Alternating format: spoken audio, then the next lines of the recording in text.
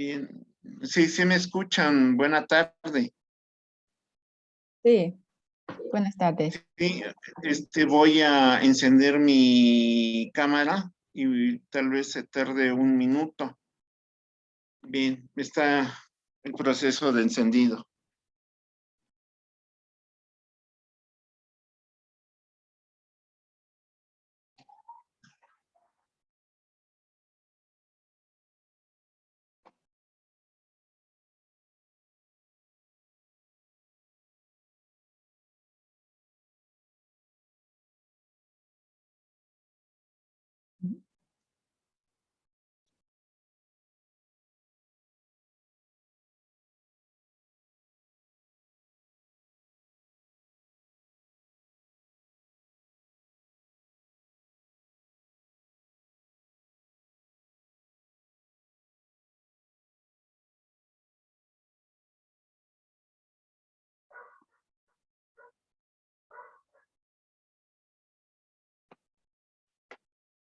Bien, ahora sí, vamos a ver si ya está la licenciada Jenny.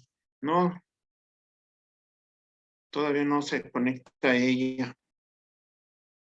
Mandarle un mensaje.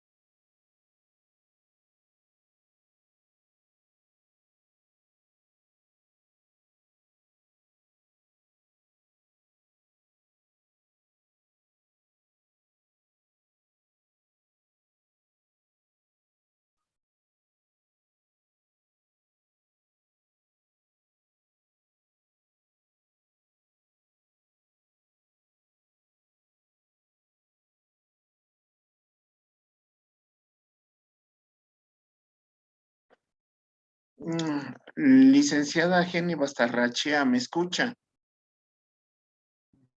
Sí, aquí estoy. Bien, entonces si usted quiere inaugurar el evento, por favor.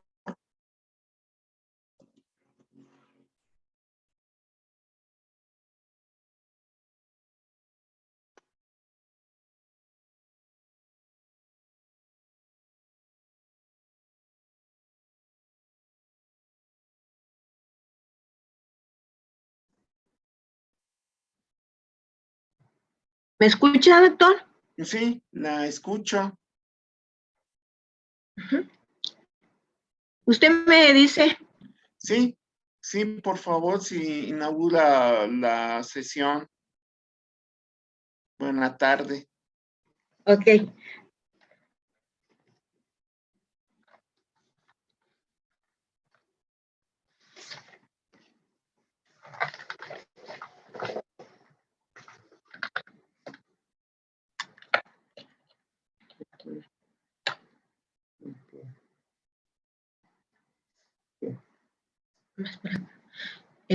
Pues muy buenos días, China.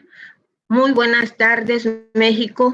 Damos inicio al 6º Seminario Internacional Historia de la Ciencia y las Ciencias Sociales, actividades de un grupo académico de profesores del doctorado en Estudios Culturales y Sociales de Mesoamérica y el Caribe. Pues vamos a dar inicio a este seminario. También le damos la bienvenida al querido doctor Manuel Espinosa, que lleva a cabo también este importante evento. Pues damos inicio, ¿verdad? Dándole la bienvenida también a los expositores y un fuerte saludo para todos. Gracias. Sí, gracias, licenciada Jen. Entonces, vamos a dar inicio a esta mesa internacional y vamos a empezar con un primer bloque sobre Asia, por lo cual se invita a Carla Paola Flores López, quien nos va a dar la conferencia Smart Power aplicado en la política exterior de la República Popular de China hacia los países de América Latina. Por favor, por el tiempo que tenemos al ser varios conferencistas, tiene 8 minutos, por favor, Carla Paola. La sesión se está grabando. Le pedimos de favor que encienda su micrófono y también su cámara de video. Buenas tardes. Hola, buenas tardes a todos. Voy a compartir pantalla para poder compartir las diapositivas que presenté. Permítame un momento. A ver.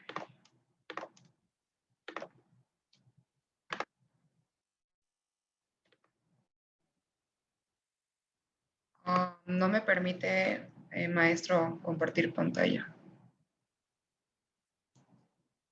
No sé si usted tiene que aceptar algo. En estos momentos lo que se me ocurre es que lea su presentación. ¿Sin las diapositivas? En las diapositivas, por favor, por el tiempo. Sí, claro. Bueno, muy buenas tardes, mi nombre es Carla Paola Flores López y el día de hoy yo voy a hablarles acerca del tema el Smart Power aplicado en la política exterior de la República Popular de China hacia los países de América Latina. Por el tiempo voy a tratar de ser muy concisa con algunos términos y con algunas acciones que van a suceder entre las relaciones, pero espero puedan comprender un poquito. Primero que nada les voy a explicar lo que es el Smart Power y sus componentes y características, que son dos tipos de poderes muy importantes, el soft power, que es el poder blando, y el hard power, que es el poder duro. Por si no conocen de qué tratan este tipo de poderes, ahorita se los voy a explicar rápidamente. El hard power es la forma más antigua que existe de poder y muchos países la utilizaban anteriormente para ejercer su influencia sobre otros países. ¿Cómo se hacía esto? Mediante dos usos, la fuerza militar y las sanciones económicas. El hard power es básicamente la capacidad de poder influir en otros países bajo amenazas o bajo recompensas. El cofundador del neoliberalismo, Joseph Nye, crea este concepto de hard power, de soft power y de smart power para que los países puedan entender la necesidad que tienen de que no solamente existe un tipo de poder o un tipo de forma de influir en otros países, sino que existen tres. El siguiente concepto es el soft power, el poder blando, y es la manera en la que un país o una persona puede influir a otro grupo de personas o a otros, o de país a país, por medio de conceptos intangibles, como viene siendo la cultura, la música, el idioma, entre otros conceptos. Y bueno, luego viene lo que es el Smart Power, que es la unión del Hard Power, el poder duro, y del Soft Power, el poder blando. Este concepto nos habla de que Joseph Nye, el creador de estos, dice que un país que puede unir los dos poderes tiene una política exterior más eficiente, porque no solamente es guerra o sanciones económicas, o no solamente es música y idiomas, sino que puedes combinar ambos y ver de qué manera tú puedes influir en otro país. Por poner un ejemplo, todos sabemos que Estados Unidos, aunque no es el tema del caso, pero ha mantenido su influencia y su hegemonía en muchos países, pero él lo hace mediante sanciones económicas, intervenciones militares, etc. Entonces, lo que Joseph Nye habla es de que los países puedan intervenir o influir en otros países por medio de una manera más positiva o de una manera en donde ambas partes ganen. Ahora, ¿cómo es que llega el neoliberalismo, que es toda esta corriente de smart power, hard power y soft power, a China, un país comunista? Bueno, cuando en 1992 se hace la traducción del libro de Joseph Nye a chino, muchos políticos, literarios y estudiosos empiezan a darse cuenta de que el hard power, que era la táctica o la práctica que habían estado utilizando, no era la única, y que el soft power, la manera blanda de influenciar, era también una manera positiva en que ellos podían llegar al mundo, que podían transmitir lo que era su cultura, su lengua, sus artes, etc. Entonces, todo esto se ve en los años 90, pero no es hasta el periodo de la presidencia de Hu Jintao en 2004 cuando realmente entra a la práctica lo que es el soft power. ¿Por qué? Porque en ese entonces, obviamente, ya se habían vivido lo que son las políticas económicas, las reformas económicas en 1949, donde empieza a haber un proceso de apertura de China al exterior y donde las ideas del exterior entraron a China. Aunque China es un país comunista, se sabe muy bien que su economía es un tanto neoliberal. Por eso fue que fueron permitiendo poco a poco, paulatinamente, que estas ideas del soft power entraran y formaran parte de lo que es su política exterior. Entonces, ¿cómo inician las relaciones chinas? Las relaciones chinas inician desde la mitad aproximadamente del siglo XX, pero eran un tipo de relaciones unilaterales. ¿Qué quiere decir esto? Que únicamente los países de América Latina eran los que se veían beneficiados de las relaciones, tanto económicas, culturales, ni siquiera se podían ver, y políticas eran muy pocas. Entonces, es hasta el siglo XXI cuando China empieza a tener esta apertura económica, empieza a entrar a organismos como la OMC o la ONU, entre otras organizaciones, cuando empieza a abrirse al mundo exterior, y es cuando puede adaptarse a este tipo de política e implementarlo con América Latina. Lamentablemente no les puedo mostrar pues mis gráficas porque no se pudo apreciar mi presentación, pero ahí se veía cómo a partir del año 2000 hasta el 2013 en adelante, el comercio exterior y las inversiones, así como todo lo que tiene que ver con relaciones económicas entre los países, fueron aumentando. Ni siquiera cuando fueron la Gran Depresión o cuando hubo momentos cruciales como el 2008, no decayó, sino siguió aumentando. Pero es importante mencionar que el Smart Power, como lo dije, no solamente se basó en la parte económica, sino que también llegó la parte cultural a China, a América Latina, de China a América Latina. ¿Y cómo es esto? Bueno, es de una manera muy fácil. Ellos lo hicieron mediante unos institutos muy conocidos que se llaman Institutos Confucios, donde se enseña el idioma y la cultura china. De hecho, aquí en México existen 5 institutos Confucios. Uno de los más cerca se encuentra en Mérida, otro se encuentra en la Ciudad de México. Y bueno, estos se encargan de propagar lo que es la cultura china, aplican lo que es el soft power, la manera cultural, la manera intangible de llegar a otros países. Los institutos Confucios hay aproximadamente 500 en todo el mundo, por poner un número, hay un poquito más.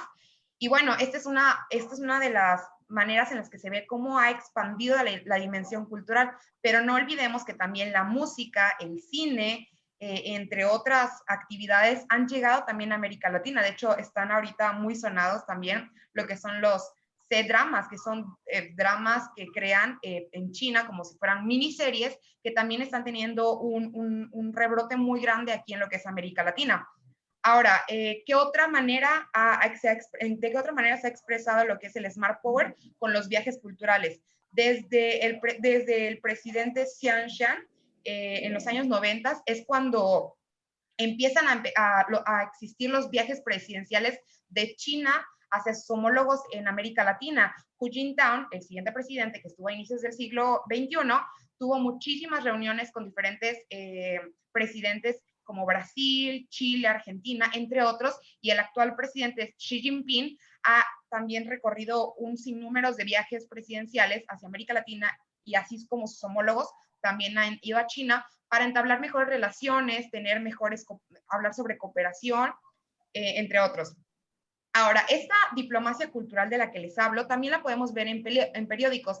Hay un periódico muy conocido chino que se llama Global Times, que ya está compitiendo contra otros periódicos muy conocidos de aquí, pues, que están internacionalmente, como la BBC o la CNN, o hay un periódico, creo que es árabe, que se llama Al Jazeera, que también es internacional. Entonces, Global Times ya está compitiendo con ellos para llegar no solamente al continente asiático, sino también expandirse al resto del mundo. Y también ha tenido mucha influencia en países como Ecuador y Venezuela. Y ya por último, bueno, todavía me falta con las diásporas chinas, que las diásporas son viajes que hacen estudiantes chinos hacia América Latina, y así como estudiantes de América Latina han viajado a China para tener un mejor desarrollo y conocimiento acerca de lo que es el país. En la Universidad de Quintana Roo hemos tenido el placer de conocer y disfrutar de muchos compañeros de China que han visitado lo que es pues el país, y comentan que están muy interesados sobre la cultura mexicana, sobre aprender el idioma. Entonces ahí es como se empiezan a ver las relaciones que ya van existiendo, el interés que un país tiene sobre otro. Entonces, y ya por último, hablaré acerca de los acercamientos de organizaciones regionales, el desarrollo tecnológico y el armamento militar. Las organizaciones regionales vienen siendo organizaciones como la CEPAL, la OEA, entre otros, con los que presidentes como Xi Jinping han tenido relaciones y se han visto involucrados para el mejoramiento de estas organizaciones y el mejoramiento, obviamente, de las relaciones de ambos, tener mejores cooperaciones. Y bueno, en el desarrollo tecnológico se sabe que China tiene un gran desarrollo tecnológico y ha compartido toda este conocimiento acerca de la tecnología y sus desarrollos en parques industriales en América Latina, lo cual ha traído muchos beneficios para el país, aparte de que obviamente también en la parte laboral ha ayudado bastante. Y bueno, en el armamento militar se han creado drones, sistemas de espionaje, armamentos nucleares y proyectos en China que sus conocimientos sobre intercambio militar, cooperación sobre los militares y visitas de los generales se han compartido con lo que es América Latina. Entonces podemos ver que las relaciones han ido mejorando año con año, y hoy en día puedo decir que si América Latina ha crecido tanto económicamente, ha sido gracias al apoyo que ha tenido China, y por supuesto que sus relaciones siguen mejorando día con día. De hecho, se hablan de muchos construcciones, infraestructura, y bueno, por eso considero que entender lo que es el Smart Power en las relaciones de su política exterior es muy importante, porque así podemos comprender que no solamente es la parte económica, no solamente es la parte militar, sino también su cultura, también su lenguaje, también su visión, sus artes han venido a influir en nosotros mismos, y nosotros hemos compartido nuestro ser, nuestros conocimientos con ellos. Y bueno, las relaciones han ido aumentando, y pues espero y no me haya tardado mucho, es más o menos esto de lo que quería platicarles. La verdad es que conocer el uso efectivo de los poderes del hard power, del soft power y del smart power han permitido que países como es el caso de China, incluso Estados Unidos, hayan desarrollado sus mejores relaciones con muchos países y les haya permitido obviamente tener un mejor posicionamiento en el mundo internacional. Y bueno, por mi parte es todo. Espero haberlo hecho rápido, y una disculpa por lo de la presentación. Me hubiera encantado enseñarles mis diapositivas, pero bueno, espero, no sé si tengan alguna pregunta, o no sé si Carla, va a ser al las final. preguntas van a ser hasta el final en esta sesión. Bien, muchas gracias por su participación. Entonces le vamos a dar la palabra a Juan. Ella está en China y su trabajo va a ser la guerra comercial entre China y Trump. Por favor, Juan. Sí, voy a compartir la pantalla. Gracias.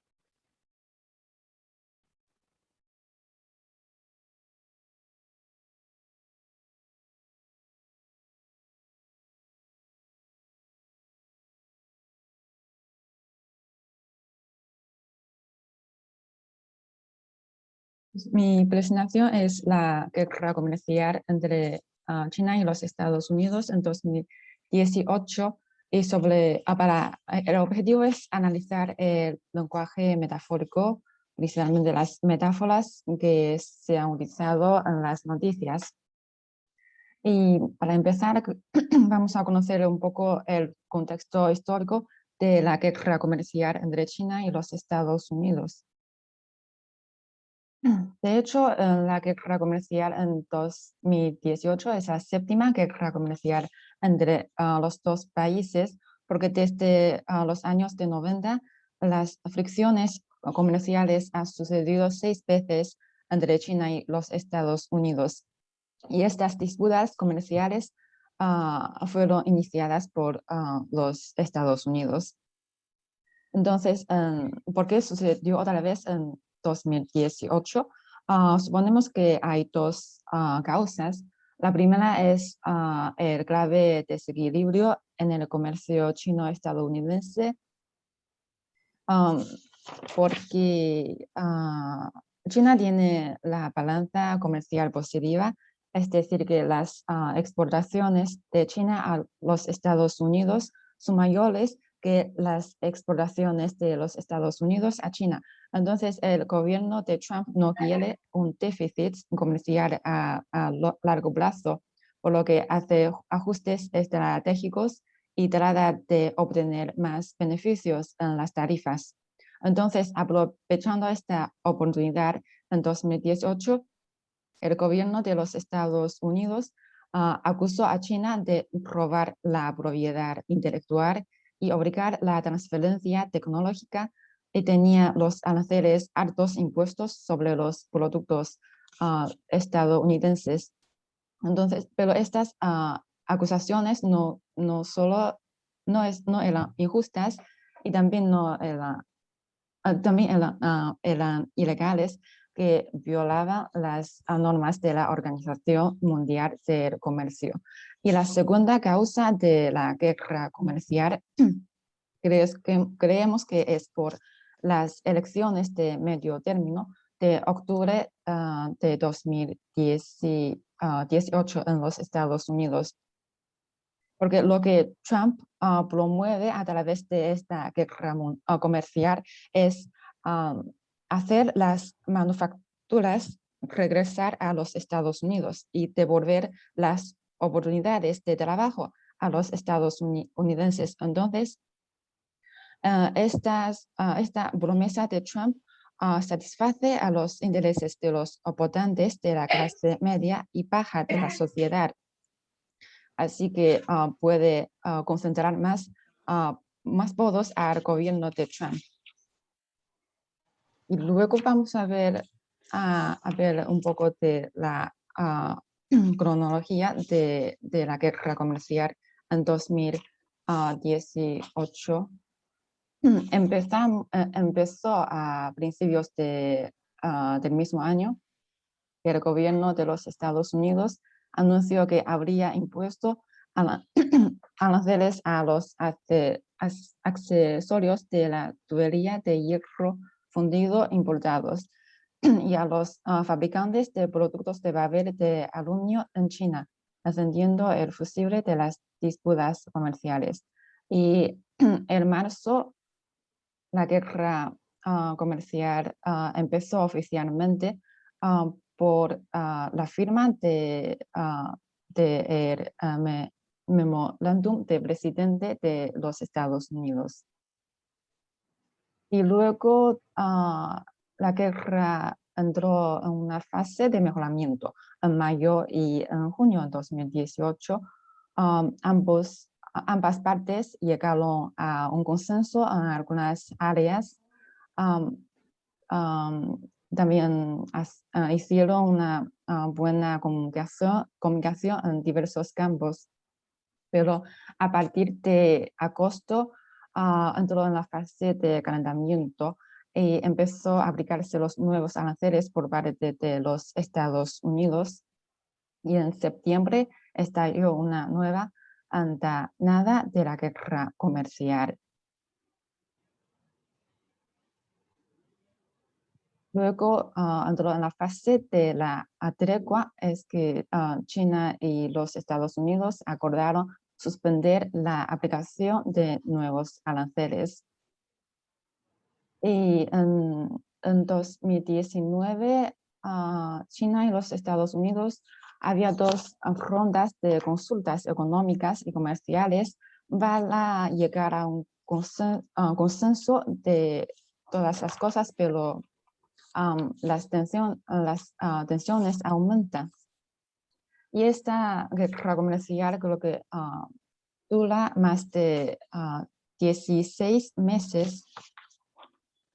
Pero nuestro estudio no seleccionamos todas las noticias durante este tiempo, solo seleccionamos una parte. Y las noticias seleccionamos son del periódico del Diario del Pueblo, que es un periódico muy importante de China. Y vamos a ver esta página.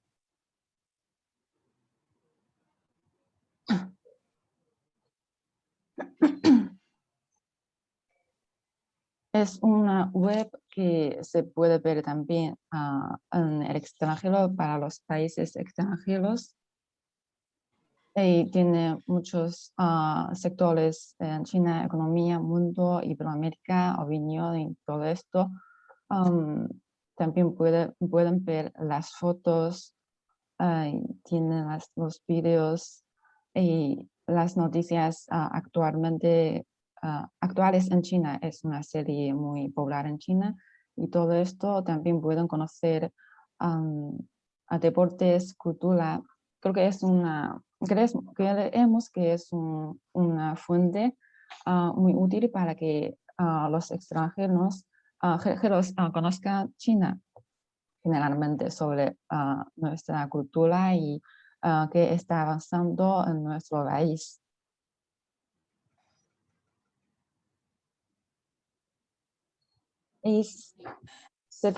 Hemos seleccionado las noticias de marzo de 2018 a febrero de 2019 para ver cuál es el lenguaje metafórico de estas noticias. Y las metáforas que hemos encontrado son varias y vamos a ver la primera.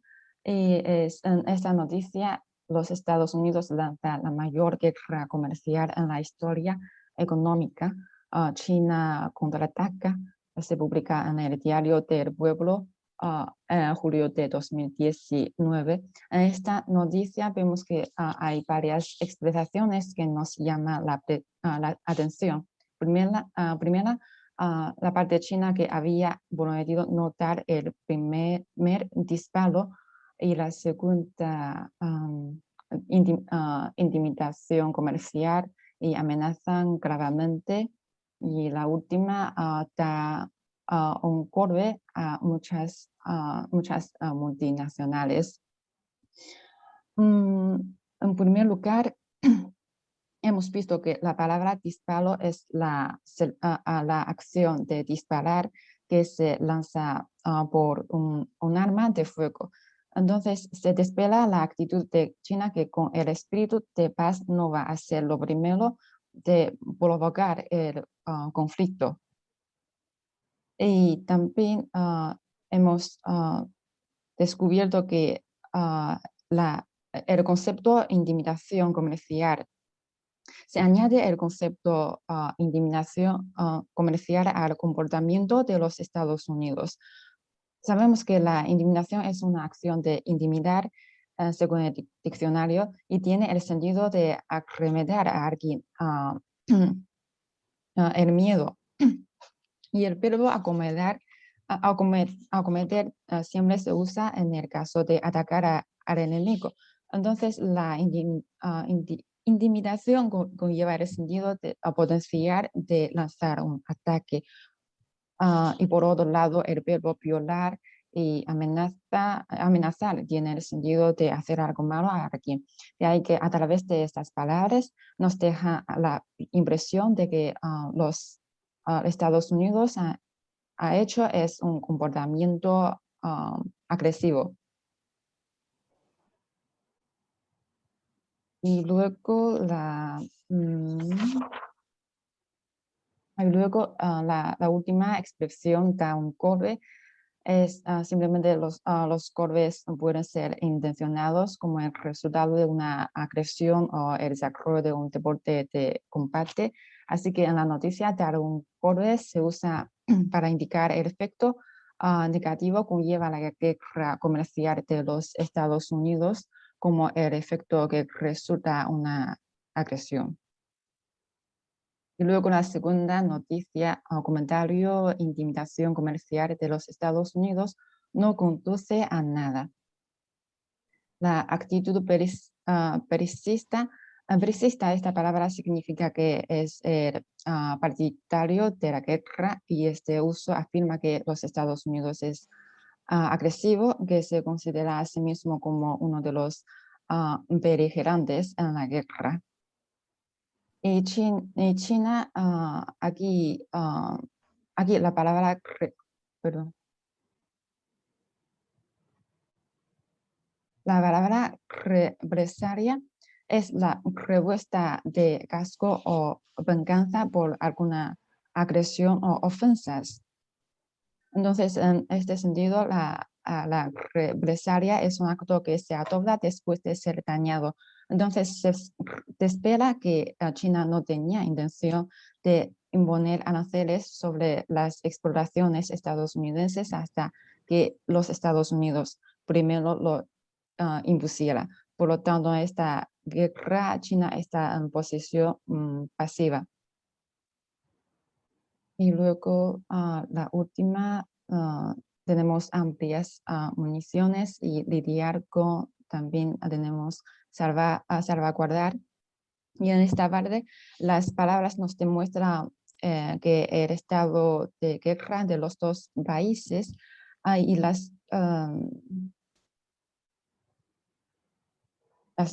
municiones, al igual que con el disparo, son usados en las armas de fuego y luchar es sinónimo de batallar y pelear, que son verbos para describir la guerra, y salvaguardar con el significado de defender, amparar, implica de nuevo el rol de China como defensor en la guerra comercial.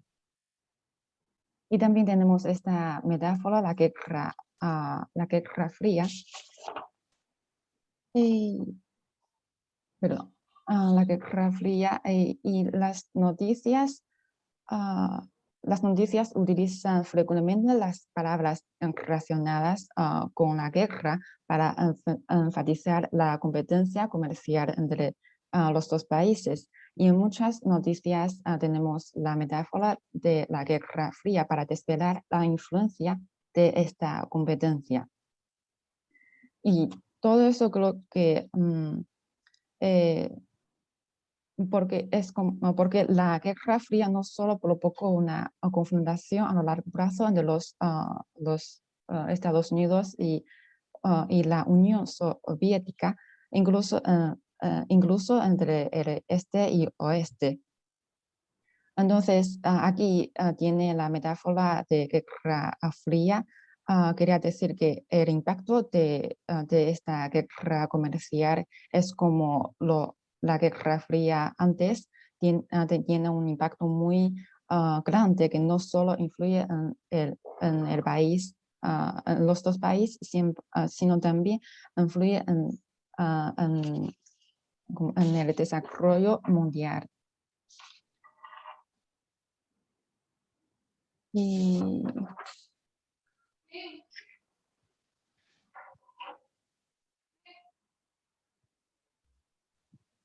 no tengo tanto tiempo, ¿no?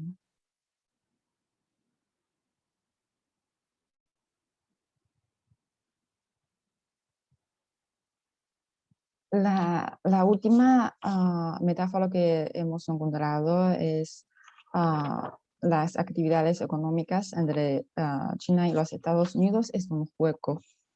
Tenemos un juego de suma cero y la pelota se encuentra en la cancha de Washington. Esta metáfora de juego es una de las metáforas estructurales más frecuentemente utilizadas en las noticias políticas.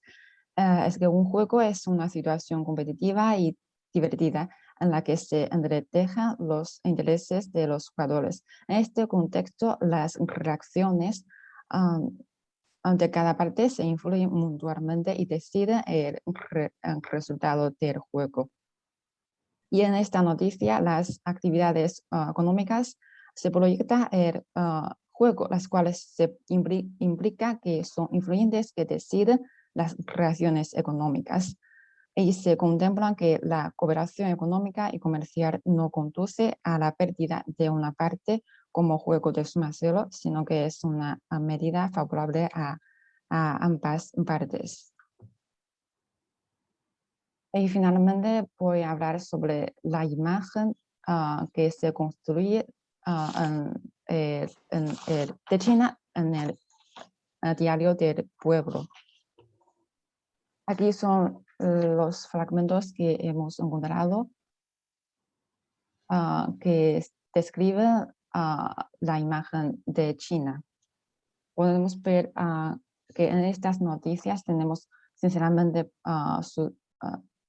se han mantenido sinceramente sus promesas. China ha cumplido su responsabilidad y han brindado fuerte impulso, contribución al crecimiento económico mundial. También tenemos la reciprocidad y beneficio mutuo. Estas expresiones nos lleva a pensar que China es un país responsable y proactiva en buscar la resolución de los problemas económicos con los Estados Unidos. Y China siempre ha mantenido un principio como centro de política diplomática que es seguir el camino de desarrollo pacífico y rechazar la hegemonía y el proteccionismo, lo cual también se ha transmitido en estas noticias sobre las guerras comerciales. Y en definitiva, de forma en definitiva, en estas noticias descubrimos que la imagen de China es positiva, que tiene una imagen responsable para impulsar las negociaciones con los Estados Unidos, con objetivo de resolver los problemas económicos y reducir lo más posible el impacto de la guerra comercial. Y siempre tiene la paciencia de tratar las medidas tomadas por los Estados Unidos y tiene una actitud dura, pero no agresiva ante las amenazas del lado estadounidense. Pero de lo contrario, los Estados Unidos Papá, ¿qué quieres de cenar? ¿Qué lo invita por el Día del Niño? Cuenta con una actitud agresiva y Porque cada año compran que sea algo. tucona, que impide la marcha de las negociaciones para resolver los problemas económicos. Esta es mi presentación. Gracias.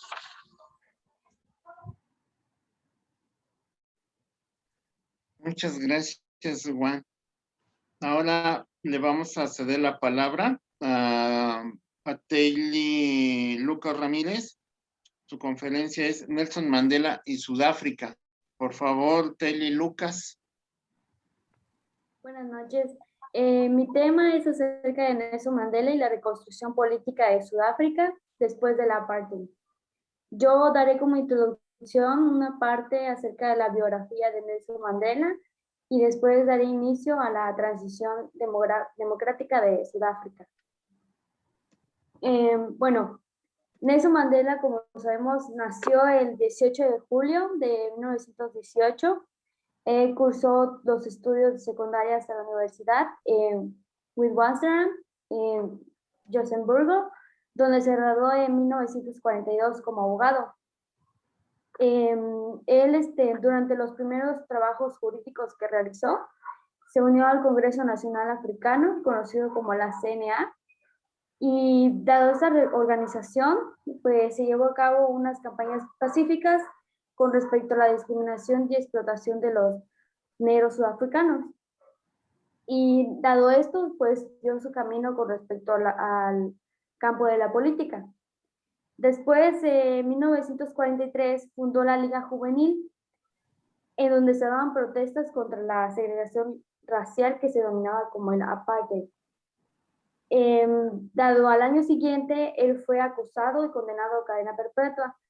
Y durante 27 años, en 1969, el Servicio Secreto Sudafricano quería atentar contra él, pero esto no se pudo realizar, dado que un agente del servicio británico de inteligencia impidió este problema que iba a tener Nelson Mandela dentro de la cárcel.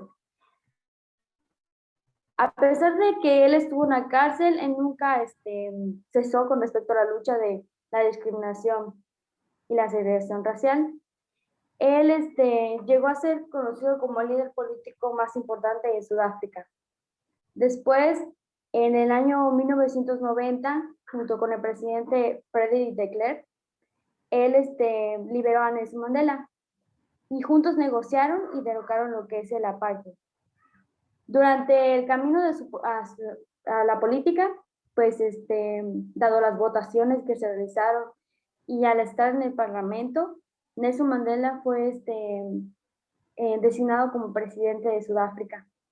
Durante esta trayectoria, él, con su mandato principal, pues fue acabar con esta violencia, discriminación y la injusticia que dominaron mucho tiempo en Sudáfrica.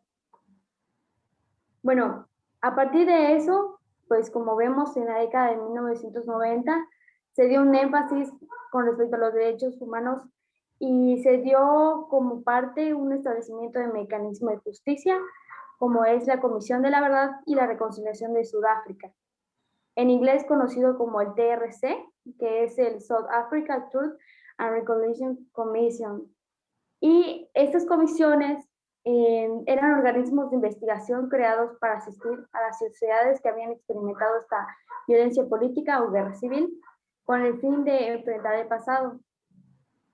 El pasado con el presente, pues se daba, y el futuro se daba como un énfasis respecto a las graves violaciones con respecto a los derechos humanos. Y también, pues estas comisiones actuaban como una plataforma para dar voz a las voces silenciadas e iniciar el proceso de sanación. Con respecto al establecimiento de la TRC, en 1995 marcó un importante parteaguas para los sudafricanos, ya que se reconocería por primera vez en las violaciones de los derechos humanos cometidos en el pasado. Esto también abordó la problemática con respecto a los tres comités, que era la amnistía, la violación de los derechos y reparaciones y comisiones. Este establecimiento también abordó las problemáticas con respecto al costo de la vida y a los servicios. Y también, pues, este proceso dio una compensación con respecto a las víctimas que estaban en situación de posconflicto. En este sentido, los gobiernos que estaban post-apartheid, pues se habían dado la tarea de realizar acciones simbólicas. Una de las acciones simbólicas fue el Freedom Park, que era pues resaltaba más que nada uno de los momentos que representaba la historia que había vivido Sudáfrica con respecto a los Afrikaners. Y esto, pues, significaba mucho con respecto a la representación de los grupos poblacionales. Durante esta edificación, pues, con respecto al periodo del post-apartheid, se convirtió en un elemento crucial para materializar y, pues, dar un nuevo proyecto de reconstrucción nacional. Esto, pues, fue uno de los momentos más transitorios y citados como una unidad en la diversidad, y fue durante la presidencia de Nelson Mandela. para poder sentar los primeros cimientos de una nueva nación. Como había comentado antes, Nelson Mandela se había juntado con el presidente Frederick de Klerk, quienes juntos pues derogaron el apartheid. Luego se dio el desarrollo de una nueva memoria oficial, que fue el punto que impulsó la construcción nacional. Esta memoria oficial trató de fomentar un tipo incluyente que ofrecería el respeto a las diferencias y similitudes con respecto a las lenguas y las tradiciones de las diferentes comunidades. Y esto dio como símbolo un rompimiento con el viejo paradigma que se tenía con respecto al pasado y también con respecto al tiempo en el que estaba el apartheid. Luego, pues dado el caso del Freedom Park, pues estos incorporaron varios elementos con respecto a los elementos expuestos. Después, la TRC como el gobierno de Nelson Mandela subrayaron la importancia de la sanación y de la reconciliación, así como la necesidad de una nueva identidad nacional. Aquí la participación de estos grupos sociales por medio del proceso de incluyente, pues dieron como esencia las bases de una nueva nación y que se diera la reconciliación. Bueno, creo que fue muy rápido. Como conclusión, yo, durante las audiencias que se dieron con respecto a la TRC, se reconoció públicamente acerca de las fuerzas de seguridad de la apartheid, el cómo durante su periodo pues torturaron y mataron a muchos activistas políticos tanto en Sudáfrica como en el exilio. Aquí pues la exigencia de declarar la verdad de los hechos del pasado fue especialmente vigorosa para pues, quienes desean obtener la amnistía otorgada por la TRC. Después, pues, la restauración de la dignidad de las víctimas de derechos humanos, pues implicó un cambio drástico en la forma de categorizar a los individuos. En el pasado, pues, quienes estaban con respecto a la resistencia del régimen apartheid eran llamados terroristas, pero este término se usaba ampliamente en el contexto de la Guerra Fría. Ya después, en 1994, esta forma de clasificar a los disidentes cambió de manera radical y estos terroristas se convirtieron en héroes y personajes muy importantes. Un punto importante es que, pues, dado esta transición y la edificación pues, como el monumento del Freedom Park, fue un punto clave fundamental de los procesos de construcción de la memoria oficial. Y pues como vemos, la memoria oficial fue una forma de transformarse en un momento histórico y también acerca de una nueva construcción con respecto a esta memoria. En ese sentido igual, con respecto a los gobiernos de Mandela, fueron muy cuidadosos y pues no trataron de agraviar a otros personajes ni tampoco a otros grupos. Y también pues fue una gran medida que se dio especialmente para la transición sudafricana y también pues el gobierno de Mandela incitó la idea de que se diera la transición democrática. Como carácter simbólico, esto fue como considerado como el que durante esta transición nadie fuera como perdedor dentro del contexto del periodo en el que se dio la TRC y el apartheid. Y también pues el que fue un momento polémico. Y eso es todo de mi parte. Muchas gracias, Telly, por su conferencia de esta tarde. Entonces, en los minutos que nos quedan en esta plataforma Zoom, vamos a las preguntas del público. Así que, por favor, sean breves. ¿Quién tiene una pregunta para los expositores? O comentario. ¿Me preguntan? ¿Me preguntan? Pues, Hola. no más que nada para la audiencia, si tienen preguntas para los expositores. Ah, no, no lo tengo.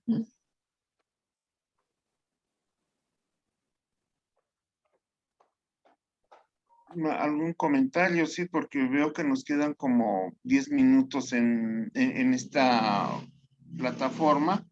Entonces sí es importante escuchar a los jóvenes. Yo, doctor, quisiera comentarles algo. Sí, Una diga. disculpa por no poderme conectar a tiempo, pero tuve fallas técnicas aquí en mi casa y en mi celular. Entonces, pues me da mucho gusto que ustedes compartan sus conocimientos con el Instituto de la Cultura y las Artes, y en especial en la sala Chilambalam, que siempre han elegido para impartir sus mesas internacionales. Y también a los expositores, darle mis felicitaciones por tomarnos en cuenta y también compartir sus ideas, porque sabemos que la historia es muy importante en nuestras vidas, ya que sin la historia pues no podemos avanzar, ya que la historia le da la importancia en el pasado y en el futuro. Para poder avanzar tenemos que tener conocimientos de la trayectoria de nuestros antepasados. Entonces, para mí sí es muy importante la historia, saber que muchos personajes sufrieron para llegar a donde estamos ahora, y y darle esa importancia que tiene, esa importancia verdadera, tanto en los conocimientos de aquí de México, y como vemos que ahorita tenemos otros países que participan con nosotros, me da mucha alegría y mucho gusto estar compartiendo con ustedes. Y también al doctor José Manuel también, felicitarlo también porque nos da ese espacio para poder compartir y escuchar, más que nada, el mensaje que traen sus alumnos, y que nos han dado un poco de su tiempo, porque es grato escucharlos y escuchar a jóvenes en este tema. Es todo, doctor. Muchas gracias, licenciada Tenona, por sus comentarios. Y pues es agradecerle al Instituto de Cultura por permitirnos estar reunidos este día, los conferencistas. Agradecerle a Juan por su tiempo, porque nos lleva a China 12 horas de diferencia, para ella es muy temprano. Y las reflexiones de mi parte en estas exposiciones, hemos visto empezando con Wang Kexin, que es la chica que nos está apoyando con la plataforma Zoom desde China. Leí su trabajo hace tiempo sobre Trump y la Guerra Fría. Entonces, para mí es un trabajo novedoso, dado que ella lo está relatando con fuentes chinas, y su punto de vista es en el mundo en el cual vive ella, con un comunismo que está muy arraigado en la sociedad, y ella tiene la visión muy distinta a la de nosotros y a la de Occidente, dado que su escrito prácticamente es su tesis de maestría, y nos va enfatizando el contexto de un periodo que ya pasó, pero sí fue muy complicado para todo el mundo tener a Trump manejando los hilos políticos exteriores de Estados Unidos, que indiscutiblemente golpea a China en la cuestión económica. No se diga para México, que estuvo incomodando a cada rato con levantar el muro y que México lo pagara y frenar la migración. Pero en el contexto de la Guerra Fría que nos manejó Kexin, yo recuerdo en mis exposiciones de América Latina, en las clases que puse el ejemplo de la Rusia contra Venezuela. Hace un par de años mandó aviones bombarderos supersónicos y eso molestó mucho a Trump. Y ahí tenemos el contexto de la Guerra Fría como se vivió en el siglo XX, pensando que Estados Unidos tiene bloqueado Cuba en la actualidad. Ahí está el contexto de la Guerra Fría para América. Indiscutiblemente, hoy día en mis clases de Asia-África, se trató de explicar de manera virtual que la Guerra Fría va a pasar un carro. Voy a apagar.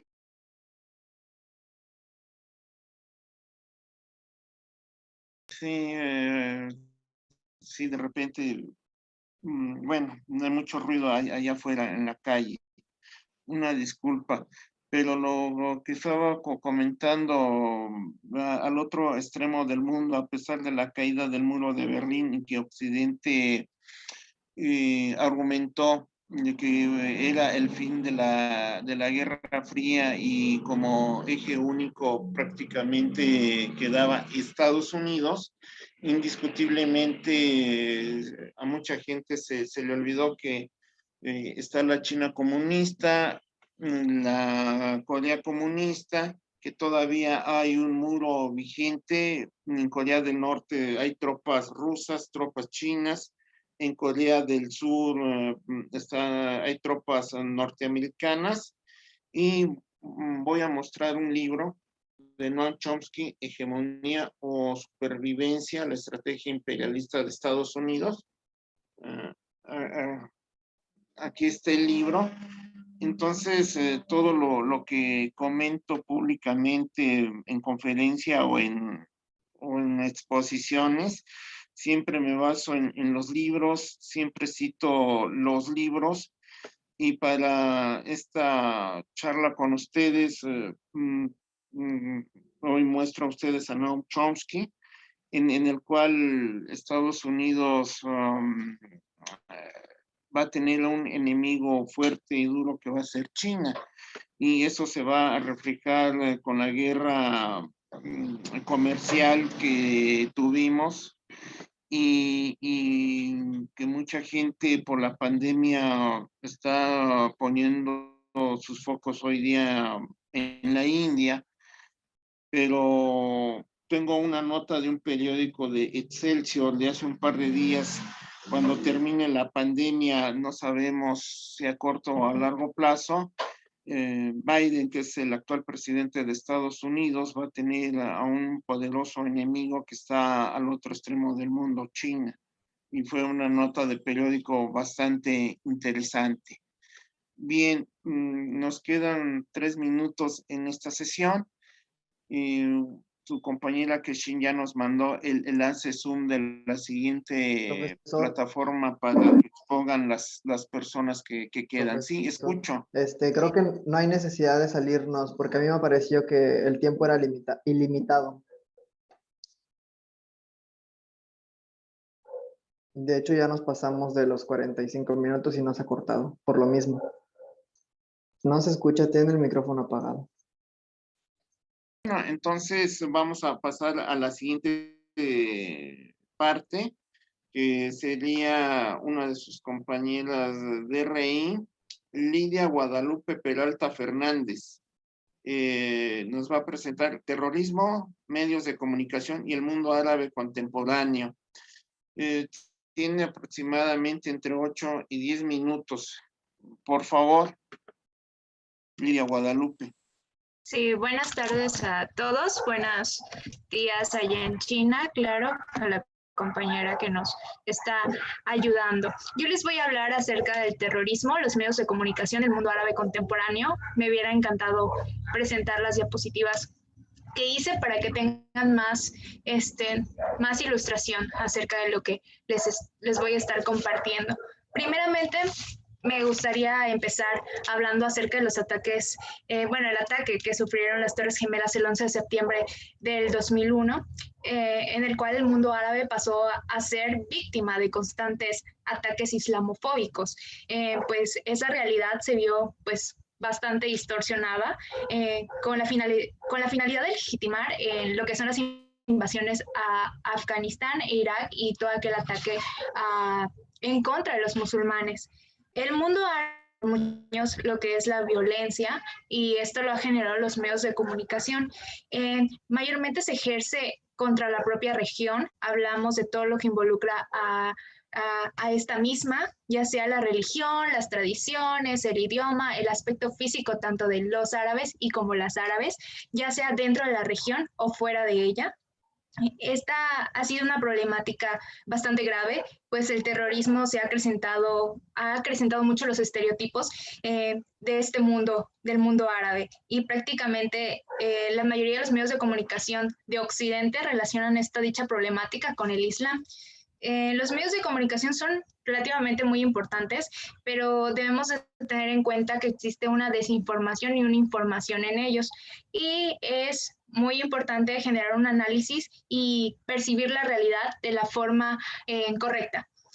Prácticamente los occidentales han distinguido o han generado ese estereotipo de los árabes como la barbarie. Prácticamente ellos los ven así primero y posteriormente los ven como seres humanos. Y por eso tras el ataque de las Torres Gemelas podemos ver un icono y un símbolo muy detonante que es el grupo terrorista Al-Qaeda y también Osama Bin Laden. Prácticamente a partir de este ataque, Medio Oriente se ha considerado como la cuna del terrorismo. Así no lo han tratado de plasmar los medios de comunicación. Por otra parte, creo que es importante que tengamos en cuenta la definición de terrorismo. Es por eso que al estar analizando este tema, estuve leyendo un libro de Noam Chomsky y de Gilbert Achcar acerca de los estados peligrosos. Fue una publicación del 2007, pero la versión virtual que leí fue la del 2016. Ellos mencionan y generan diálogos acerca del terrorismo, la democracia, la guerra y la justicia. Y prácticamente Noam Chomsky menciona y toma referencia a la definición de terrorismo como lo está establecido en el Código de Estados Unidos y también en manuales de ejército norteamericano, en el cual menciona que, cito, el empleo calculado de la violencia o de la amenaza de la violencia para lograr objetivos de índole política, religiosa o ideológica, ya sea por medio de la intimidación, la coerción o la instigación de miedo en los demás.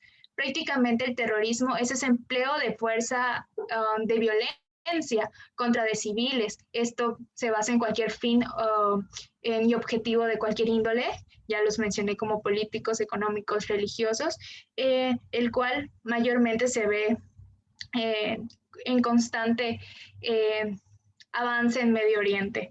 En el libro mencionan una parte que me gustaría mencionarles, que ellos podían decir que el terrorismo son actos que nos desagradan, por así decirlo, pero hay que estar conscientes que los actos que no nos agradan muchas veces no son terrorismos, y hay que tener en cuenta que el terrorismo es todo aquello que se ejerce violencia en algún lugar y prácticamente buscan que otro actor participe en ello, ya sean actores colectivos o actores gubernamentales. Podemos hablar de actores gubernamentales y no gubernamentales, que son estos colectivos que a veces tienen conflicto con otros, y también esta estructura que es las naciones. Por otra parte, como ya mencioné, existen diferentes términos del terrorismo, es muy complejo y por eso muchos teóricos y muchos analistas lo determinan de ciertas formas. Hay ciertas variaciones para referirse a él, pero mayormente es de ejercer la violencia y la fuerza usando armas y usando prácticamente actos inhumanos en contra de civiles. Por otra parte, quiero mencionar que los medios de comunicación son muy buenos, como ya les mencioné en un principio, pues varias revistas de análisis mencionan que pues los medios de comunicación han transmitido mucho y han opinado sobre conquistas a las cruzadas, de la colonización al nuevo desorden mundial, de los bombardeos de Afganistán e Irak, hasta la situación del pueblo palestino, pero todo esto ha generado cierta intoxicación a la cuestión de los árabes y de esta región de Medio Oriente. Le han creado ciertos vínculos, cualquier conflicto lo vinculan con el terrorismo, siendo el Islam la principal problemática en cuanto a las acciones que realizan estos grupos, que no deben de ser prácticamente, por así decirlo, no me gusta decir la palabra, pero satanizada la religión, porque en sí no es la religión lo que los lleva a cometer los actos. Muchas veces hay un trasfondo en las cuestiones. En una parte de la revista en una revista del Islam y representaciones mediáticas de un profesor e investigador, Mohamed Ben Salah, de la Universidad de Orán, Argelia, menciona que el terrorismo no era nuevo.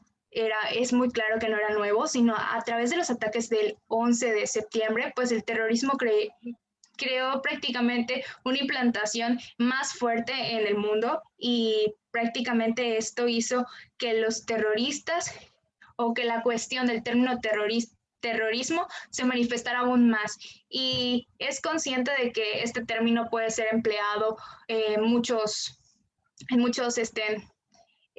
en muchos lugares, pero sí mayormente denominando a la región de Medio Oriente, porque hay muchas ideas de que el término pues prácticamente es denominado por estas cuestiones de los medios de comunicación, lo denominan en terrorismo a estos actos que hacen en Medio Oriente con la finalidad de también ellos tener como cierta influencia en cuanto a los intereses. Es por eso que cuando vemos unas notas, vemos rápidamente que sacan notas con interés prácticamente o fines de alguna nación, para ver el trasfondo que hay detrás de eso. Prácticamente es un juego de intereses, el escenario internacional en el cual pues las potencias y las naciones se mueven conforme a sus objetivos.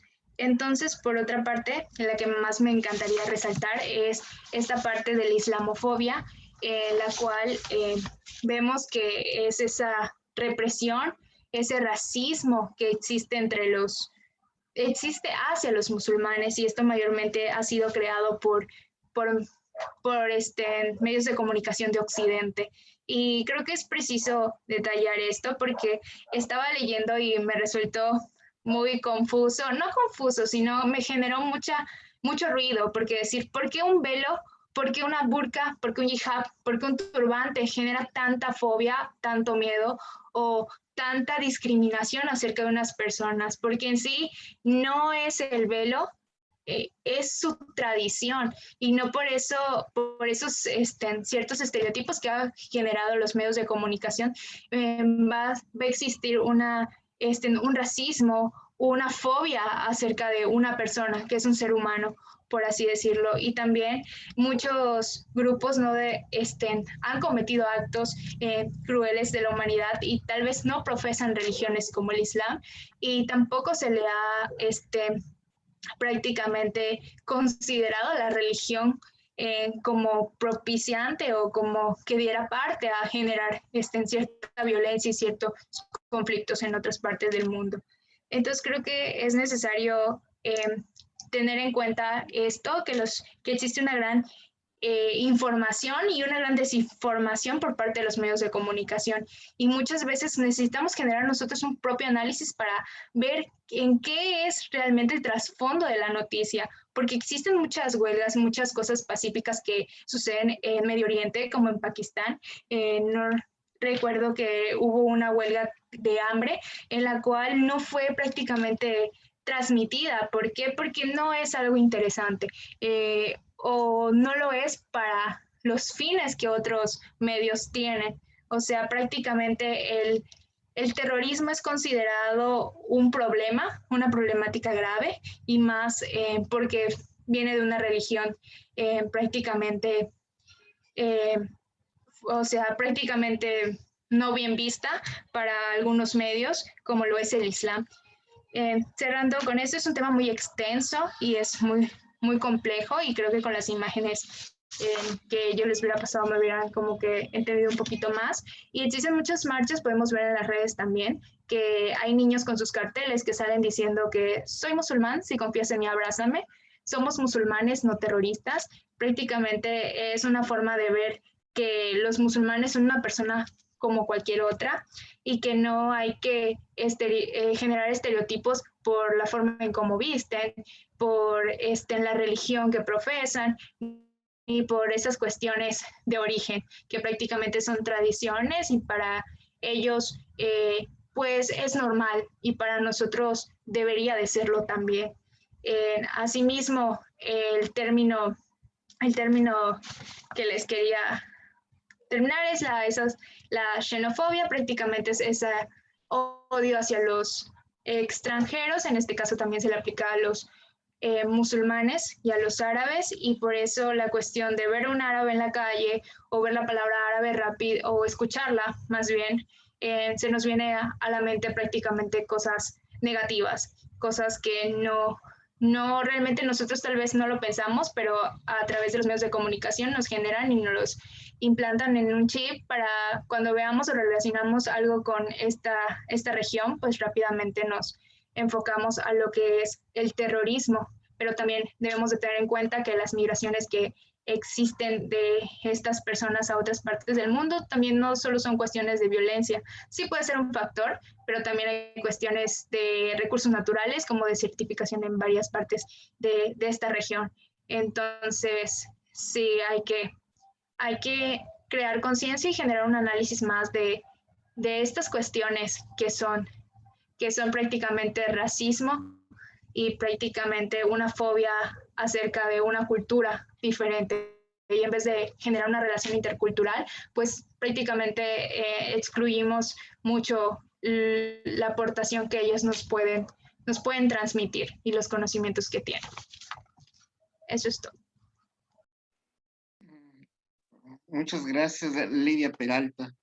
A continuación le vamos a dar la palabra a su compañero, Melqui Briceño, que nos va a dar la conferencia Palestina, la desmemoria de una limpieza étnica. Por favor, tiene 10 minutos, Melqui.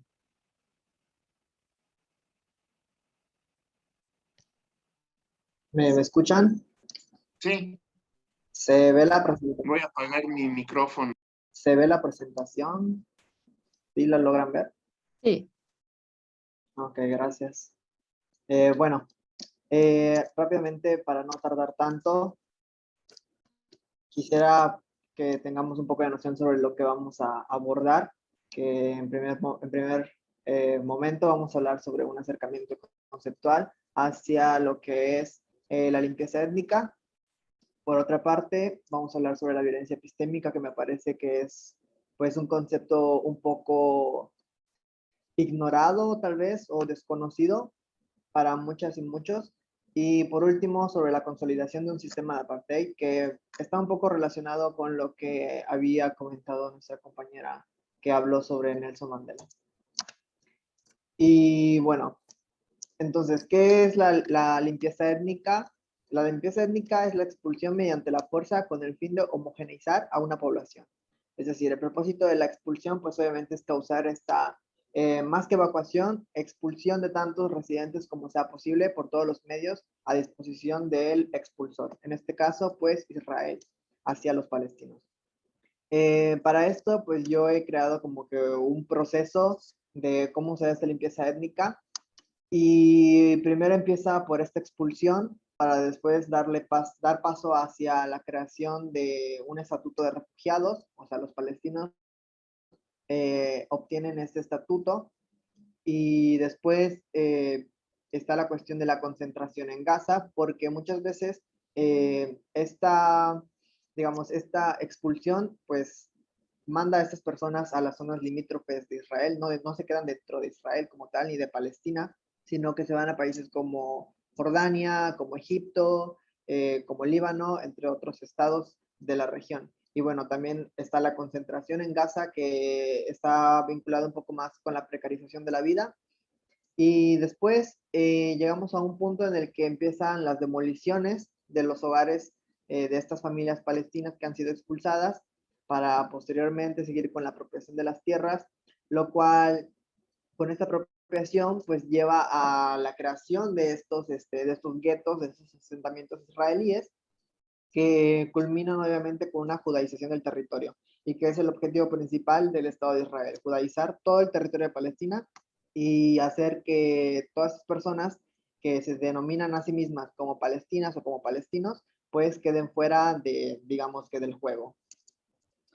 Como podemos ver aquí, tengo una infografía que lo he sacado de Hispan TV, y bueno, en 2018 había alrededor de 600,000 a 750,000 colonos israelíes.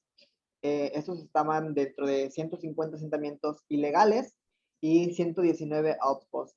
Estos outposts significa estos como asentamientos también que, digamos, son ilegales ante el Estado de Israel, no son reconocidos, pero pues tienen, digamos, el apoyo de ciertos partidos políticos, de ciertos ministros, como es el caso del primer ministro Benjamin Netanyahu.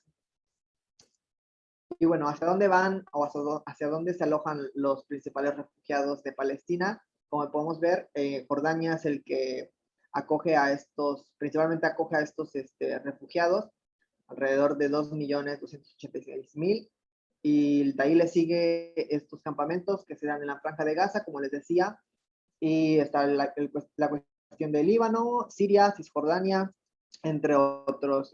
La comunidad de los refugiados palestinos es la más grande del mundo, entonces son cifras muy preocupantes, pero también muy ignoradas por la comunidad internacional. Entonces, ¿qué es el genocidio y qué es la limpieza étnica? Está sucediendo ambas cosas, está sucediendo solo un genocidio, una limpieza étnica. Y bueno, para esto quiero citar a Raphael Lemkin, quien define genocidio como una destrucción de una nación o de un grupo étnico que tiene dos etapas. La primera es la destrucción de la identidad nacional del grupo oprimido, en este caso los palestinos, y la segunda, la imposición de la identidad nacional del opresor. Es decir, Israel empieza a poner o a imponer, en este caso, su identidad nacional sobre los palestinos, para obviamente judaizar todo el territorio, como se los había mencionado con anterioridad. Entonces, es muy importante que no se confundan o que no se usen estos dos conceptos como sinónimos, porque son bastante diferentes. Cuando hablamos de genocidio, pues podemos encontrar acciones que culminan con el asesinato de un determinado grupo étnico. Mientras que respecto a la cuestión de la limpieza étnica, pues está un poco más ligado al desplazamiento forzado, que incluso pudiera, digamos, concluir con un genocidio. Y lo que sucede en Palestina, pues son ambas cosas. Primero está una limpieza étnica que ha comenzado desde la Nakba, es decir, desde 1948, incluso antes de 1948, cuando empiezan estas aliyahs o los flujos migratorios hacia Palestina por parte de los judíos, para pues poder apropiarse de estas tierras que posiblemente no les pertenecen. Y bueno, sobre la violencia epistémica, me gustaría mencionar que Belautegui Costia define a la violencia epistémica como una forma de invisibilizar al otro, expropiándolo de su posibilidad de representación. Y la violencia epistémica se relaciona con la enmienda, la edición, el borrón y hasta la anulación tanto de los sistemas de simbolización, subjetivación y la representación. Y eso es muy importante porque incluso vemos cómo Palestina deja de existir en los mapas oficiales de los estados. Cuando uno quiere ver un mapa, pues, y se va a la parte esta de Medio Oriente y quiere ver a Palestina, pues no lo va a encontrar, sino que va a encontrar a Israel. Y a pesar de que Palestina todavía tiene, digamos, cierto porcentaje de territorio, para los mapas oficiales esto ya no existe. Y se reconoce al Estado de Israel como un Estado, digamos, ya legítimo por la comunidad internacional. Y bueno, la violencia epistémica ejercida en contra de las y los palestinos se convierte en una represión sistemática, es decir, el Estado adquiere el monopolio del poder y esto hace que las políticas y las acciones concretas de este Estado colonizador pues vayan directamente en contra de los palestinos. Entonces, esto va un poco ligado al tema que mencionaba mi compañera Lidia, que comenta el papel de los medios de comunicación, cómo estos medios de comunicación pues elaboran una realidad para mostrárnosla y que realmente no es la realidad completa, sino la que ellos quieren que nosotros veamos y la que les interesa o las que funcionan con su vínculo con esos estados, por ejemplo, en el caso de Israel. Entonces, finalmente, vamos a hablar sobre la consolidación de un sistema de apartheid. Y cuando hablamos de apartheid también es hablar de derechos humanos. Es imposible no hacer este vínculo por lo mismo. Y para esto me he, digamos, basado en la Convención del Apartheid, que define al crimen de lesa humanidad, o sea, el apartheid se convierte en un crimen de lesa humanidad, y esto tiene o conlleva actos inhumanos cometidos con el propósito de establecer y mantener la dominación, perdón, de un grupo racial de personas sobre cualquier otro grupo racial de personas y oprimirlo sistemáticamente. Un sistema de apartheid representa también un intento de mantener el control de un grupo racial sobre otro, una opresión sistemática de un grupo racial sobre otro, y obviamente actos inhumanos como parte de aquella opresión. Y estos actos inhumanos, pues, pueden ser diferentes. En el caso de la violencia epistémica, podemos ver cómo la violencia epistémica trata de, digamos, eliminar todas estas cuestiones de identidad, como es el burka, como es el hijab, todos estos elementos que nosotros aquí en México llamaríamos como parte de nuestra identidad, como es, no sé, la bandera tal vez, incluso la bandera es muy importante, porque pues la bandera, digamos, ya conlleva una identidad nacional. Y bueno, en 2020 Israel arrestó a 543 niños y niñas de Palestina. La edad promedio de estos infantes son de 12 a 17 años. El cargo más común obviamente es lanzar piedras, un crimen que bajo la ley militar israelí es castigado hasta con 20 años de prisión. Y esta es una forma también muy común de resistencia. Los palestinos no acuden a las armas directamente, o al menos los civiles no lo hacen de esta forma. Ellos acuden a las piedras y son las piedras que lanzan hacia los tanques o hacia los bulldozers que destruyen sus casas. Y obviamente por esto pues obtienen un castigo que puede ser 20 años de prisión. Entonces desde 2000 hasta 2017 ha habido más de 2.000 menores asesinados, esto obviamente como producto de la presencia del militar israelí y los colonos obviamente. Y algo muy importante sobre este tema es que no debemos de llamarle conflicto palestino-israelí, ni conflicto, nada que se vincule directamente con el conflicto. Porque obviamente, como se los he mencionado, esto no es un conflicto, porque hay una asimetría respecto al poder que ejerce Israel sobre Palestina, al poder que ejercen los palestinos sobre Israel. Y para esto he compartido pues estas cifras. Y bueno, el 79% de palestinos asesinados por acciones iniciales de Israel, el 8% de israelíes muertos por acciones iniciales por parte de Palestina y el 13% de muertes se da por acciones de ambos. Es decir, cuando Israel empieza con acciones beligerantes, pues el 79% de los palestinos que se encuentran en una zona pues pueden terminar con heridas muy graves, incluso hasta la muerte, ¿no? Entonces, bueno, la manifestación del apartheid. Entre los actos inhumanos identificados en la Convención o en el Estatuto de Roma se encuentra el traslado forzoso, la expropiación de la propiedad de la tierra, la creación de reservas y guetos separados y la negación del derecho de salir y regresar a su país. Y obviamente el derecho a nacionalidad. Y todo esto, este conjunto de actos inhumanos, como lo establece la Convención contra el Apartheid o el Estatuto de Roma, pues suceden en Palestina. En Palestina día a día podemos ver traslados forzosos, la expropiación, incluso las cuestiones de apropiarse no solo de las tierras, sino también de los recursos naturales como es el agua, entre otros. Y bueno, ¿cómo se manifiesta? Pues a través del muro de Cisjordania. Este muro pues fue construido por una empresa mexicana, la empresa Cemex. Incluso había toda una campaña internacional en contra de Cemex para que pues detenga este apoyo hacia la violación de derechos humanos, porque incluso el propio muro violenta el derecho internacional y los derechos humanos de los palestinos, porque este muro es un obstáculo para que los palestinos puedan acceder a una educación, al sector salud, incluso al trabajo. Y bueno, respecto a la Franja de Gaza, pues vemos que hay una precariedad de la vida. Es uno de los, digamos, de los territorios más densamente poblados, si no me equivoco es el segundo. Y Gaza está bajo constante bombardeo por parte de Israel, y eso es algo que también la comunidad internacional ignora, y lo ignora porque Israel se ha legitimado sobre esto. Ellos hablan sobre el holocausto, cuánto sufrieron en el holocausto, pero digamos que hay una similitud entre el holocausto que vivieron los judíos en la Segunda Guerra Mundial y el holocausto que ahora están viviendo los palestinos por parte de los judíos. O, bueno, no quiero generalizar con judíos porque puede sonar un poco antisemita. Y las políticas de segregación del territorio del Estado ocupante, los checkpoints, que son estos puestos de control israelíes en el que a diario cruzan miles de palestinos para hacer, no sé, las compras del supermercado, ir al médico, a diversas actividades que nosotros haríamos día a día y que no necesitaríamos un permiso, y que ese permiso no los pueden negar, incluso a pesar de que tenemos toda nuestra documentación, digamos, en regla. Y bueno, el apartheid es reconocido por el derecho internacional como un crimen de lesa humanidad. Y aquí pueden ver una imagen sobre estos checkpoints. Lo que ven ahí, esos muros, pues es el muro de Cisjordania del que les hablaba. Y todas esas personas pues se levantan desde muy temprano para ir a trabajar, y tienen que hacerlo, si entran a las 7 de la mañana, tienen que levantarse tal vez a las 4 de la mañana, ¿no? Porque tienen que hacer toda esta fila inmensa en los checkpoints.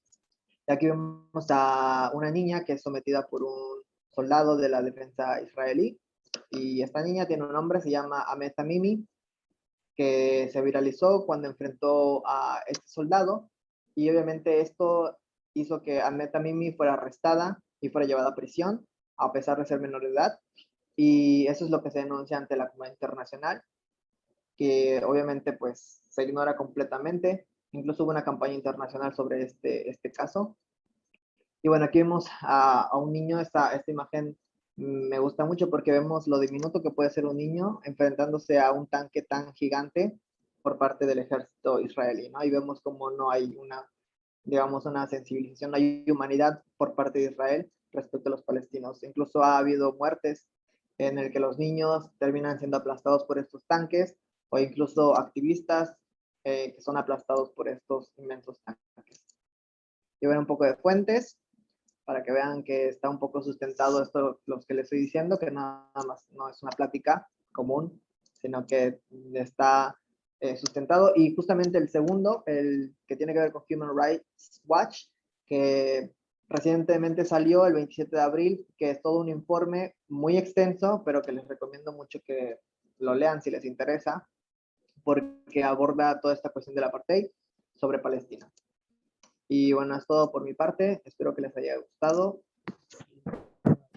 Pues me la hacen más adelante. Muchas gracias, Melqui, por su participación. Y ya para concluir, yo nomás les hablaría de 8 minutos sobre China y el mundo. Y para eso tengo aquí un texto. Ya lo encontré. El documento fue publicado en el 2019 y tiene un título sobre China y la Guerra Fría, pero yo nomás voy a leer un subtema: China y el mundo. Inicio la lectura. La información es abundante al respecto. Para hacer hincapié a los lectores, solamente usaremos información registrada en el estado de Quintana Roo entre los meses de septiembre y diciembre de 2019, para tener noticias recientes y ver a China como la contraparte de Estados Unidos de manera global. En la cumbre de la Asociación de Naciones del Suroeste del Asiático abrió sesión el 2 de noviembre del 2019, llevada en Bangkok, Tailandia, teniendo como importante reunión en sitio equitativo para la guerra comercial entre China y Estados Unidos, donde se derivan los efectos de la economía mundial por esta situación entre ambas naciones, como lo mencionó el ministro de Filipinas, Ramón López, que las medidas aplicadas entre Beijing y Washington afectan el comercio de forma negativa a nivel mundial entre las naciones que participaron: India, Nueva Zelanda, Corea del Sur, Australia, Brunei, Birmania, Indonesia, Laos, Singapur, Malasia, Tailandia, Camboya, Filipinas, Japón y Vietnam. Pero no asistió el presidente de los Estados Unidos, Donald Trump. Su ausencia provocó que China aumentara su influencia en la región asiática y firmar un acuerdo de libre comercio. Así lo manifestó el primer ministro de Tailandia, Praitun Chan-o-cha, que la contribución de los países de la región va a aumentar el comercio internacional y prometieron trabajar conjuntamente con China. En otra noticia, China lanza una opción hacia la Tierra llamado Gaofen 7, con la finalidad de obtener datos ópticos de resolución en tercera dimensión, conjuntamente con altimetría láser, un equipo de alta precisión, un desarrollo tecnológico para hacer un mapa de la Tierra. La Administración Nacional del Espacio de China mencionó que el Gaofen 7 era lanzado el 3 de noviembre de 2019 a las 11 horas desde el centro de lanzamiento de satélites de Taiyuan, en la norteña provincia de Shanxi. Con respecto al trabajo del satélite, hará también una construcción urbana, rural y de investigación estadística y tecnológica desarrollada en China, en Shanghái. Es el primero de alta resolución para el mapeo de la Tierra usando una cámara de tercera dimensión. En otra noticia importante, el 24 de octubre de 2019 se dio la noticia que China está desacelerando su economía de pasar a una economía dirigida a la maquila y exportación hacia uno de consumo interno, con la finalidad de tener una dependencia propia en su crecimiento económico. China tiene una guerra comercial con los Estados Unidos. Cada país tiene aranceles en su intercambio comercial en los acuerdos parciales entre ambos. Estados Unidos suspenda los nuevos aranceles que tenía previsto por 250,000 millones de dólares en sus productos, con un crecimiento de impuestos del 25% al 30%. China hizo el compromiso de mayor compra en productos agrícolas entre 40 y 50,000 millones de dólares. Otra fase consiste en la transferencia tecnológica, propiedad intelectual, apoyo operativo, fiscal a empresas chinas. Situación muy complicada en el año 2019. Las exportaciones de China a Estados Unidos se redujeron en un 20%. El Fondo Monetario Internacional ha mencionado que esta guerra comercial ha perjudicado el crecimiento económico. Un ejemplo de ello es en Alemania, donde el Bundesbank tiene una recesión técnica con tasas de crecimiento negativas. Los efectos negativos se dejarán sentir en Asia y Europa, principalmente en naciones que tengan relaciones comerciales con China, suscitando que las relaciones entre Estados Unidos y China deben llegar a un acuerdo para no empeorar la economía mundial.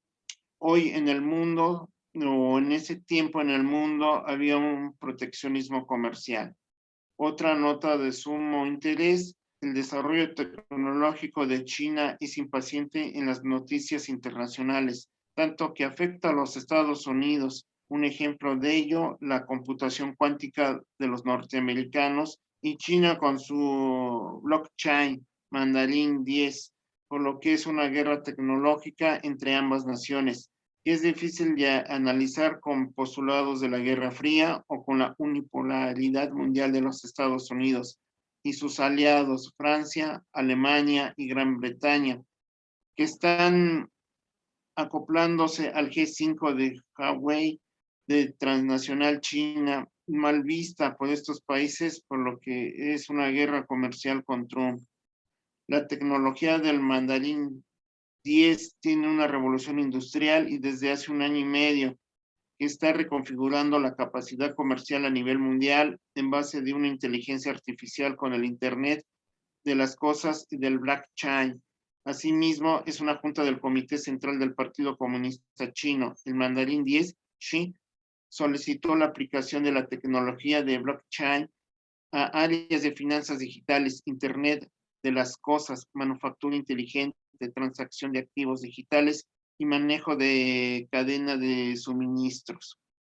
Xi comentó que el uso de la tecnología de blockchain debe usarse en la comunicación de las ciudades conforme a la información, el capital, investigación, crédito a gran escala y el modelo de compartimiento de datos en el uso de servicios y datos del gobierno en sus diferentes áreas como la transregional y transdepartamental. La nación asiática busca con la implementación de esta nueva tecnología tener presencia a nivel mundial en el ciberespacio, economía digital y de desarrollo socioeconómico. Con ella, China se adelantó a Estados Unidos con el desarrollo tecnológico, con una innovación de crecimiento económico. Mark Zuckerberg tuvo una audiencia en el Congreso de los Estados Unidos para expresar el liderazgo chino con esta nueva tecnología para desarrollar el llamado Internet Plus como un logo mundial de China. Como lo aseguró Roger Wang, director del SUDGEST, con sede en Indochina, el masivo mercado comunista de China, mencionó que hay un país que pueda competir con China, aunque los Estados Unidos sigue dominando con su tecnología ID y China lo ha logrado alcanzar. En los Estados Unidos, Josh Rogin de Washington Post admitió una delantera de China con el blockchain, que es una competencia de estratégica China y los Estados Unidos en sistemas, comercio, comunicación, seguridad, una guerra entre ambas naciones. Para concluir, el viernes 15 de noviembre de 2019 se dio la noticia que China está preparándose para realizar una misión no tripulada a Marte, en donde invitó a observadores internacionales con la intención que sea incluida entre las naciones como proyectos espaciales globales. La prueba con una sonda manejada a control remoto que incluyó evitar obstáculos, desaceleración y deslizamiento.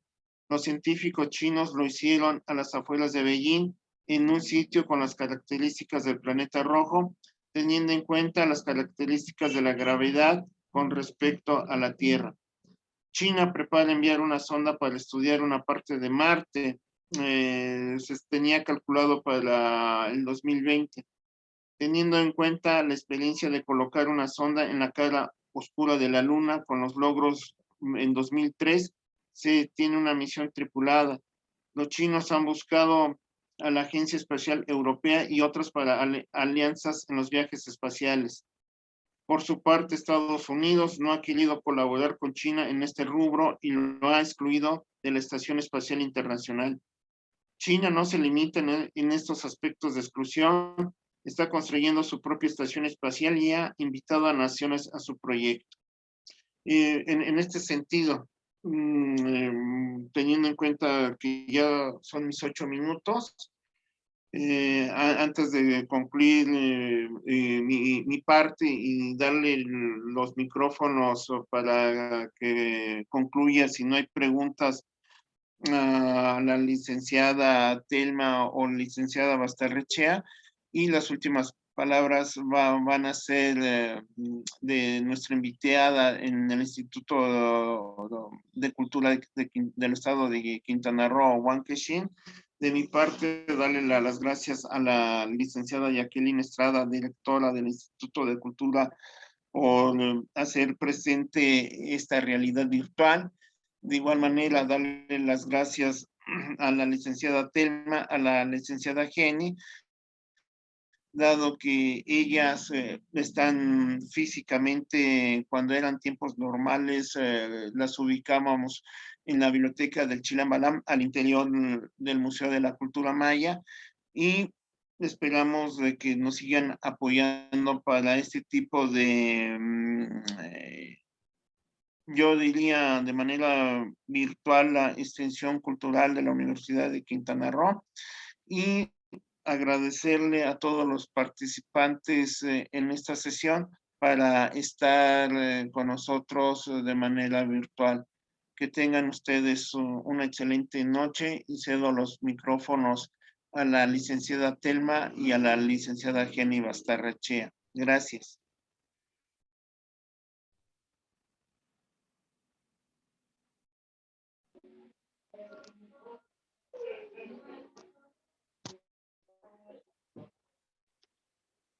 Buenas noches a todos y gracias por compartir sus conocimientos, doctor. Muchas gracias a ustedes por esta realidad virtual a distancia.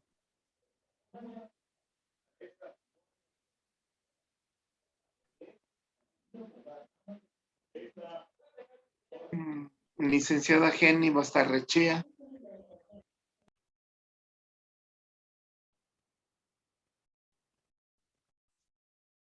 Pero no me escucha la licenciada Jenny Bastarrechea. Bueno.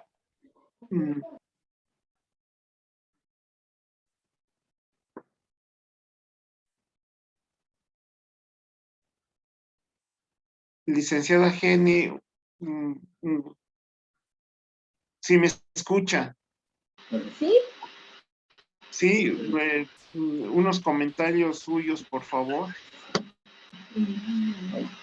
Sí, pues a nombre del Instituto de la Cultura y las Artes de Quintana Roo, damos por concluido este sexto seminario internacional, Historia de la Ciencia y las Ciencias Sociales, donde pues hemos aprendido y nunca dejamos de aprender, gracias a los expositores, ¿verdad? Que puedan terminar, concluir sus metas, sus propósitos.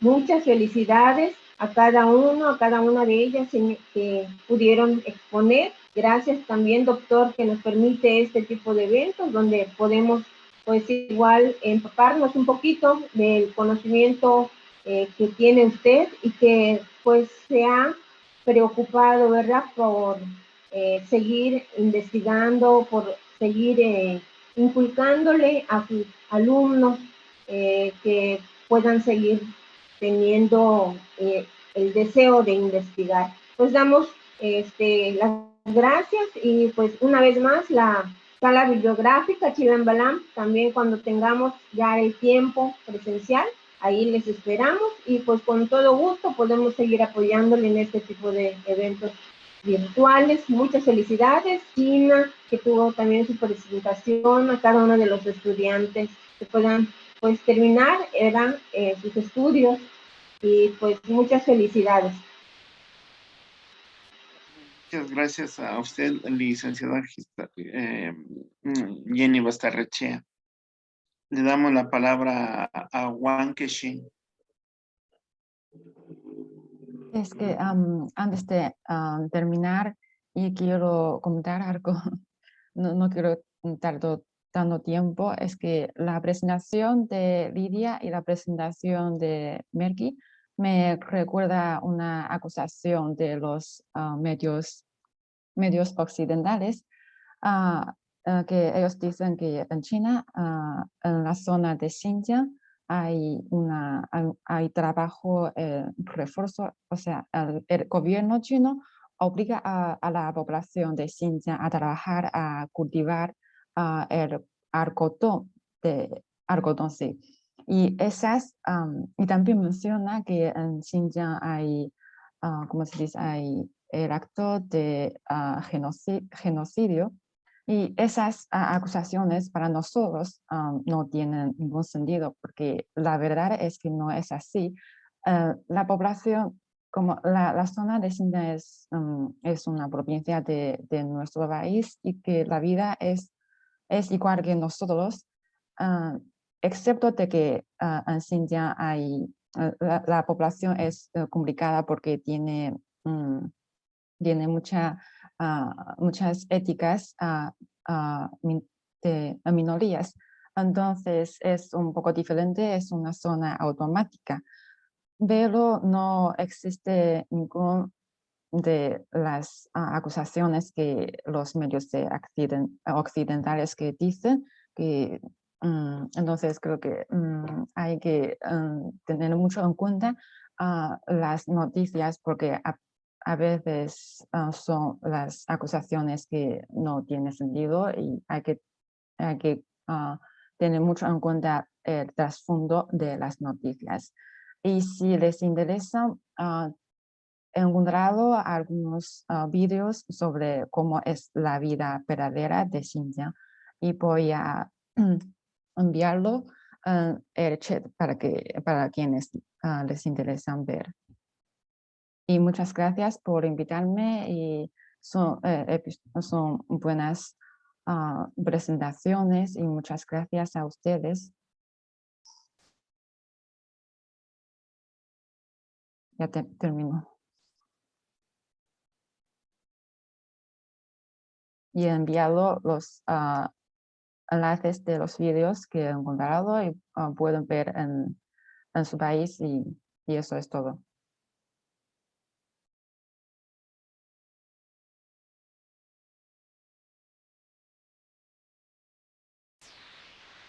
Buenas noches, soy Enrique Escobedo. Yo estuve siguiendo muy atento cada presentación y la verdad me parecieron todas muy enriquecedoras.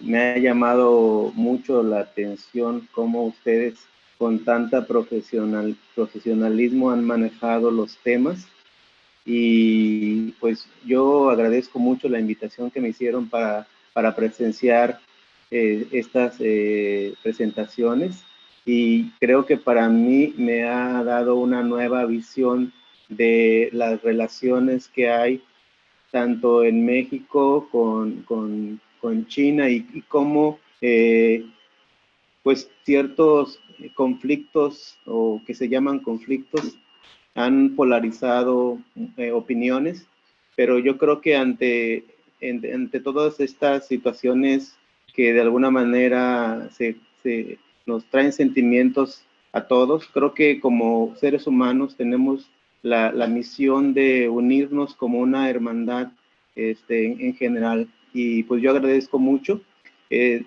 Cuando hablaron del apartheid, por ejemplo, yo me hice la pregunta dentro de mí, bueno, y pues esta actitud de Estados Unidos que siempre ha mostrado de infiltrarse en prácticamente todo el mundo, me parece como que ese sí es un tipo de apartheid, pero bueno, pues solo fueron reflexiones internas, y pues yo agradezco mucho esta oportunidad que me dieron de escucharles y pues muy contento y agradecido con usted, maestro, por este evento tan enriquecedor y pues yo quedo atento a próximos eventos. Muchísimas gracias y pues buenos días China, buenas noches en México. Bueno, entonces de mi parte es todo ya para irnos a descansar. Que tengan una excelente noche y buen día en China. Hasta luego. Gracias, hasta luego. Gracias. Bonita noche Hasta luego. a todos. Hasta luego.